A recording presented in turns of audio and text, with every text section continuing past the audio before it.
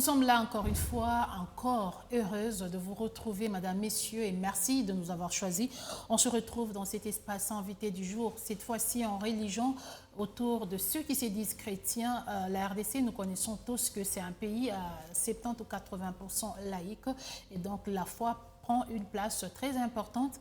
Et aujourd'hui, nous avons pris un sujet qui dit le 21e siècle et ses réalités. Vous vivez à ce jour, vous vous dites...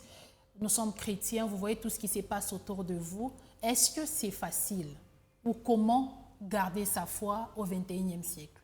Vous vous demandez, mais pourquoi au 21e siècle? Parce qu'au jour d'aujourd'hui, nous constatons beaucoup de choses dans l'Église, nous constatons beaucoup de choses dans la marche de ceux-là qui se disent chrétiennes et chrétiens. Alors, la question qui est invitée du jour se pose, c'est comment garder sa foi au 21e siècle? Bienvenue à vous, pasteur Isaac Néma Kazadi, heureuse de vous retrouver. Merci beaucoup, Madame Grace. Bonjour. Alors, pasteur Néma, vous êtes un pasteur, vous êtes un berger, vous avez de brebis que vous encadrez. Oui. Quand vous regardez ces siècles présents, vous regardez tout ce qui se passe, est-ce que c'est possible ou facile de garder sa foi intacte? Merci beaucoup, Madame Grace, d'abord pour l'invitation et aussi pour la question. C'est une question aussi très intéressante et j'ai trouvé encore intéressant de venir partager avec le peuple de Dieu. Okay. Alors, la parole de Dieu est claire sur cette affaire. Okay. Le monde a commencé depuis très longtemps. Okay. Et puis, la parole de Dieu, elle est très ancienne. Étant ancienne, et la parole de Dieu nous explique les événements qui se passent. Et quand vous lisez dans 1 Timothée chapitre 3, la Bible est en train de parler pratiquement au dernier temps, il y aura l'apostasie. Les gens vont abandonner la foi. Il y a des gens qui vont s'attacher aux doctrines séducteurs et puis doctrines du monde et tout ça. Plus que Dieu, là nous sommes dans Apocalypse, voilà. Le signe du temps de la fin. Effectivement. Okay. Alors, cette réalité-là, la question est de savoir comment garder sa foi. L'apôtre Paul est en train de dire à son fils bien-aimé, Timothée, il lui dit, j'ai combattu le bon combat de la foi, j'ai achevé ma course. Garder sa foi, c'est d'abord un combat. Okay. Déjà, il faut savoir que vous allez vous battre pour conserver votre foi. Maintenant, il faut savoir que si vous ne connaissez même pas la foi, c'est quoi? Et vous ne saurez même pas comment la conserver. Alors, c'est quoi la foi, puisque vous êtes là? Expliquez-nous, c'est quoi la foi? Waouh, c'est intéressant. En fait, la foi, c'est la Bible qui la définit. Premièrement, quand vous lisez Hébreux chapitre 11, verset 1er, la Bible déclare « Or, la foi est une ferme assurance, une démonstration de celle qu'on ne voit pas. » Alors, quand vous regardez bien la foi a pratiquement l'aspect spirituel et l'aspect physique. Dans la foi, lorsqu'on parle de la foi, il faut comprendre que la foi est d'abord spirituelle. La foi a aussi un aspect physique. Qu'est-ce que je veux dire par là? Quand vous lisez la parole de Dieu, vous allez vous rendre compte que la Bible est en train de nous montrer c'est quoi d'abord la source de la foi. La Bible dit la foi vient de ce qu'on entend et ce qu'on entend vient de la parole de Christ. Donc en d'autres termes, pour garder sa foi, il faut entendre, il faut écouter. Voilà. Il faut être prêché, être enseigné. Quand vous écoutez, okay. Il y a une différence entre entendre et écouter. Oui. Quand vous écoutez, il faut aussi comprendre. Justement. Alors, il y a un problème aussi de compréhension. La source de la foi qui est la parole de Dieu, est en train de nous expliquer comment est-ce que la foi doit être conservée. Alors, pour garder sa foi, il faut nécessairement se baser sur la parole de Dieu. La parole de Dieu, c'est elle qui communique la foi en Dieu, je précise bien, parce qu'il y a plusieurs sortes de foi. Il y a la foi dans les hommes, il y a la foi de plusieurs sortes de voix. Alors la foi en Dieu vient de la parole de Dieu lui-même. Et dans ce monde actuel, il y a plusieurs doctrines. La foi est aussi une doctrine. La foi est toute une vie qu'on doit mener. Et cette vie-là, si on ne la mène pas sur base de la parole de Dieu, on ne parlera pas de la foi. Dans la foi, la foi est comme le feu. Pour qu'il y ait combustion, nous avons besoin de la source du feu. Il y a aussi l'aspect de la chose qui doit brûler. La matière. Et aussi, nous avons besoin de quoi? De l'oxygène. C'est comme ça aussi avec la foi. La foi est une combinaison pratiquement de 3 choses. Dans la foi, il y a la source d'abord de la foi, c'est la parole de Dieu. Et après, il y a l'aspect spirituel. Cet aspect spirituel, c'est là où nous voyons l'espérance. Et puis, au-delà de l'espérance, nous avons maintenant ce qui suit pour faire les 3 choses, l'applicabilité de la parole de Dieu sur base de ce que vous espérez. C'est la vie chrétienne. Ça, c'est la vie chrétienne. Alors, quand on regarde bien, parce que nous aimons bien partir des réalités, aujourd'hui, nous nous retrouvons dans un siècle où les mal, où les vices sont normalisés. Voilà. Nous sommes dans un monde où ceux-là qu'on se disait modèles, ceux-là qu'on considérait comme bergers, on s'est dit, mais où nous Christ bien quoi. Mais à un moment donné, vous le trouvez dans des histoires que la Bible condamne. Okay. Notamment, quand nous sommes dans le monde politique, ce sont des détournements, il y a des choses que la Bible n'autorise pas. Mais quand vous dites, mais vous êtes chrétien, pourquoi vous faites ça? Il vous dit, mais non, on dirait que on a l'impression que cette vie chrétienne pure est en train de disparaître et laissons la place à tout ce qui est mal, tout ce qu'on appelle péché. Alors, comment faire pour s'en sortir? Effectivement, c'est ce que j'étais en train de dire. C'est simple pour les enfants de Dieu d'abord qui sont... C'est compliqué, pas simple. Moi, personnellement, je dis que c'est simple. Pourquoi? Parce que la parole de Dieu est claire sur cette affaire. Quand vous vous retrouvez dans des milieux où il y a la corruption, vous, en tant qu'enfant de Dieu, la vie chrétienne ne se vit pas à l'église. Quand vous allez à l'église, vous avez maintenant la connaissance de la parole de Dieu et dans votre vie au quotidien, vous devez maintenant commencer à mettre en pratique cette parole là-bas. Et si vous l'appliquez en ce moment-là, vous serez en train de garder la foi. Quand vous vous retrouvez, par exemple, face à une corruption, vous, en tant qu'un enfant de Dieu, vous avez une conscience. Vous ne pouvez pas tromper votre conscience. Quelqu'un qui me dit toujours que quelqu'un qui dit ça. Les péchés ont du goût, en fait. Effectivement. Il y a même des gens qui appellent ça, c'est mon péché mignon. C'est-à-dire, il sait que c'est un mal, mais c'est quelque chose qu'il aime bien. Et du coup, il s'est dit, bon, de toutes les façons, Jésus est venu pour nous les pécheurs. Donc, personne n'entrera par ses propres efforts, c'est par la grâce, donc il peut se permettre de faire certaines choses. Bon, moi, je trouve qu'il y a aussi un problème de compréhension des Écritures et une mauvaise interprétation de la parole de Dieu. Oui, quand vous êtes enfant de Dieu, la parole de Dieu, c'est notre ligne de conduite. Et vous devez suivre ce que la parole de Dieu dit. Et les gens, les gens se trompent. Les gens se trompent pensant qu'il n'y a personne qui entrera au ciel par ses propres efforts. Non, il y a des conditions pour hériter le royaume, la vie éternelle. Il y a des conditions que vous devez respecter, entre autres la sanctification. Vous êtes saint de par votre position en Christ, mais vous devez garder votre sainteté en marchant dans la crainte de Dieu. C'est ça. Alors, aujourd'hui, dans notre siècle présent, nous voyons les mal de partout.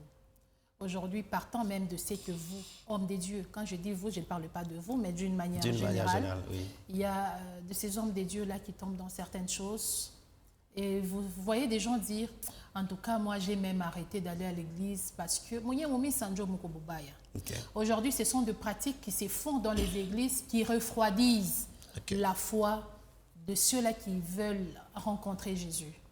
Alors, face à ces histoires que nous constatons, les mal dans l'église, vous entrez dans une église où l'argent prime surtout, vous entrez dans une église où c'est l'impudicité, c'est l'adultère, il y a tout ce qui est mal, mais bon, on dirait qu'un groupe,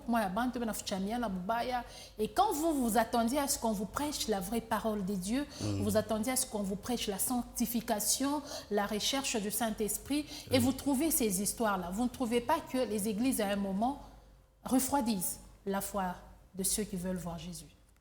Oui, ce que je peux dire, Madame Grace, par rapport à cette question, le peuple de Dieu doit savoir que les générations passent, les époques aussi changent. Cela veut dire, dans chaque génération, il y a des réalités.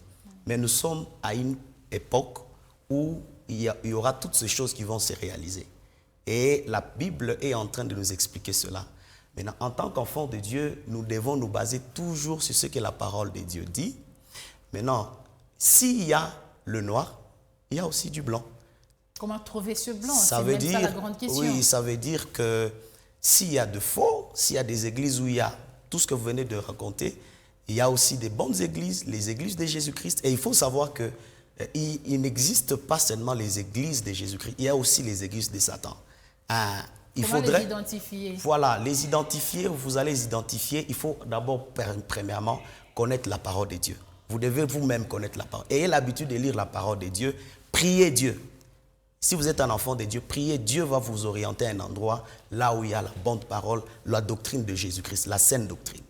Et que direz-vous à la personne qui se décide de ne plus fréquenter les églises parce que la personne s'est dit je suis déçu par les comportements des hommes de Dieu, parce qu'à ce jour, il y a même ceux qui disent il y a des vieilles personnes qui disent ça. Okay. Alors qu'est-ce que, je ne m'attaque pas à vous, je vois les sourires sur votre visage, Okay. mais il y a aussi, je pense que vous l'aviez déjà entendu aussi, la jeunesse dans les choses des dieux, ça crée aussi un problème. Alors pour la personne qui s'est dit, en tout cas moi j'ai décidé de ne plus aller à l'église parce que tout ce que je vois dans l'église, c'est déplorable. Je préfère rester chez moi. Madame Grace, l'évangile ou la parole pure de Jésus-Christ n'évolue pas selon les générations. Elle reste authentique. Okay. Même s'il y a des jeunes qui sont au service de Dieu, ce ne sont pas ces jeunes-là qui vont amener ou la mondialisation ou le modernisme dans les choses de Dieu. La parole de Dieu reste la même. Depuis le commencement jusqu'à maintenant, elle reste authentique. Et les gens doivent savoir respecter l'authenticité de la parole de Dieu. Et aussi, concernant la question de savoir la personne qui a décidé de ne plus fréquenter les églises parce qu'il y a beaucoup de déceptions, moi, je vais lui demander de ne pas rester à la maison, de prier. D'affronter le mal. Et pas affronter le mal, mais de chercher une bonne église. Si il se trouve que dans l'église où il s'est retrouvé, ce n'était pas une bonne église, où il n'y avait pas vraiment la parole de Dieu, il y a beaucoup de déceptions. Il y a plusieurs églises, Dieu peut l'orienter dans une autre. Comme je le disais, il y a du noir, il y a aussi du blanc. Je me rappelle du livre de Matthieu qui donne la commission d'ailleurs à l'église, aller faire de toutes les nations les disciples. Okay. Est-ce que cette commission-là, les églises travaillent encore dans cette optique? Quand vous regardez d'une manière générale, où l'Église s'est détournée de sa mission? Bon, je ne sais pas, votre analyse se base sur quoi et votre Parce statistique. qu'on est dans des églises où, au lieu qu'on prêche la purification, la sanctification, qu'on prêche les saluts d'une manière générale, okay. Vous voyez des églises, non, vous serez bénis. C'est pas mal la bénédiction, oui. Mais pour être béni, il y a des principes. Okay. Mais les plus importants, selon la Bible que moi j'ai lue, c'est les saluts. Parce que quand vous êtes sauvé, quand vous appliquez le principe de la Bible, oui. Dieu est obligé de vous bénir. Okay. Parce qu'il y a la loi de la sémaille. Okay. Vous êtes dans ça, ça ne demande pas que vous priez ou pas. Okay. Vous appliquez ces principes, vous êtes bénis. Mais la Bible même le dit.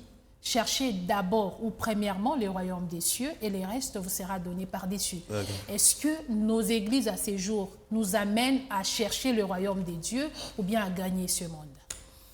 Bon, je dirais les églises de Jésus-Christ enseignent la parole de Dieu, enseignent le principe du royaume des dieux. Mais je ne sais pas les autres églises, je respecte les autres églises, je respecte les hommes de Dieu et je respecte leur façon de servir le Seigneur.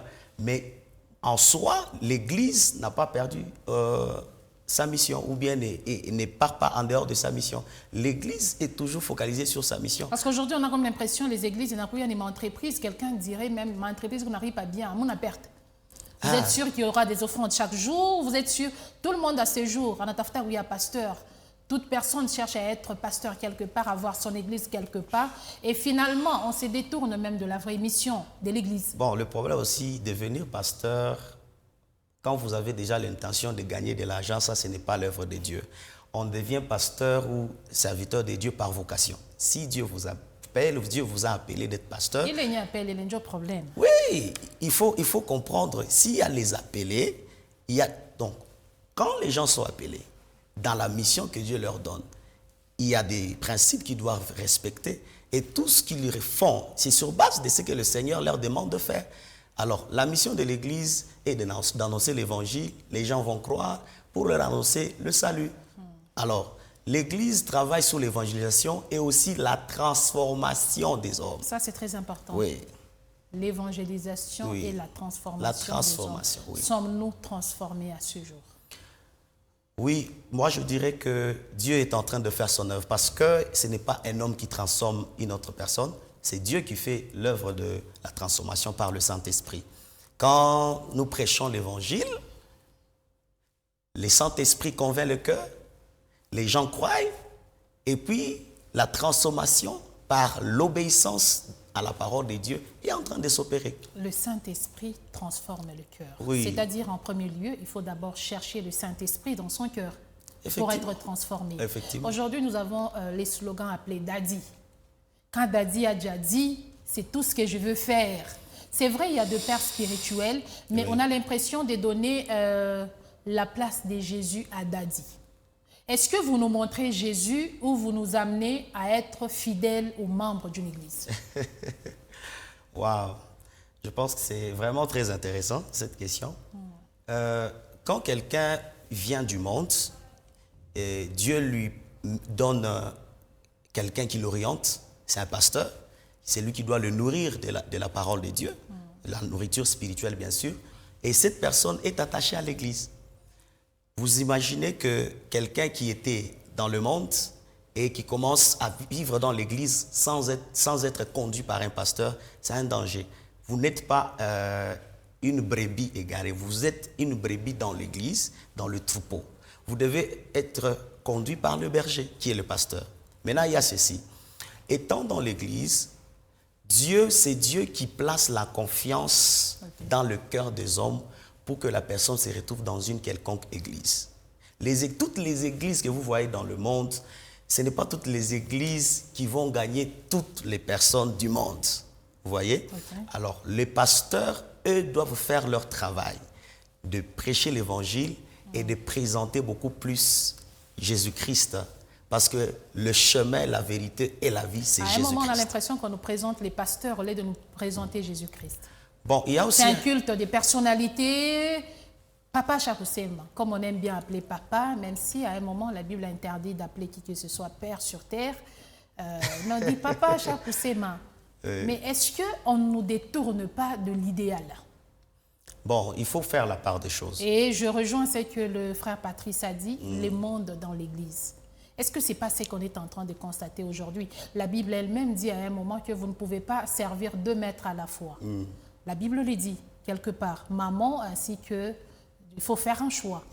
Est-ce qu'aujourd'hui, les églises nous amènent à faire ce choix ou bien les églises nous amènent à servir le 2 maîtres? Moi, j'insiste beaucoup sur l'église de Jésus-Christ qui est basée sur la doctrine de Christ. Même si vous êtes conscient qu'il y a l'autre église là qui est basée sur la doctrine du diable, entre guillemets, vous savez qu'elle existe. Bon, moi, je ne le dis pas, c'est vous qui le dites. Mais puisque le diable, même la Bible reconnaît l'existence du diable. Effectivement. Je peux m'expliquer comme suit. La doctrine de Jésus-Christ est combattue. Il y a plusieurs d'autres doctrines qui viennent, n'est-ce pas, combattre la doctrine de Jésus-Christ. Entre autres, il y a la doctrine des séducteurs, la doctrine de la mondialisation et la doctrine du diable, le Satan. La mondialisation dans l'Église. Oui. Ça, c'est aussi un grand problème. Alors, pour garder la foi, il ne faudrait pas se baser sur d'autres doctrines. Parce qu'il y a des doctrines, par exemple, des communautés. Dans notre église, nous faisons comme ça. Notre église. Or, la parole de Christ ne dit pas ça. On doit se baser sur ce que la parole de Jésus-Christ. Et si le pasteur, ce qu'il a dit, le pasteur, on a dit, Daddy a dit ça. Si c'est que Daddy a dit, vous devez être en mesure de vérifier, est-ce que c'est dans les Écritures? Si ce n'est pas dans les Écritures, donc là, c'est autre chose. Malheureusement, le temps nous fait défaut, Pasteur Isaac. J'aurais bien aimé continuer avec vous, mais on doit s'arrêter par là pour vous retrouver une prochaine fois. Madame, messieurs, merci à vous de nous avoir accordé 20 minutes de votre temps. Merci à vous également. On se retrouve très prochainement. Merci.